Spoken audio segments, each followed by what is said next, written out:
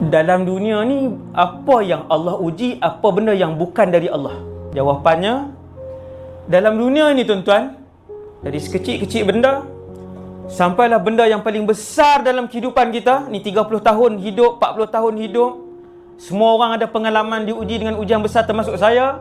Nabi kata, sehinggalah kamu berjalan, tiba-tiba jari kamu terkena satu duri. Kecil saja dia punya calar dia. Itu juga ujian daripada Allah Subhanahu wa ta'ala, kata Rasulullah. Tuan-tuan, ketahuilah, kalau spek kita buka terlepas jatuh, itu juga ujian daripada Allah. Apabila manusia beriman itu sabar, maka dia mendapat markah ketika itu. Tuan-tuan, jangan terlepas pandang benda-benda kecil.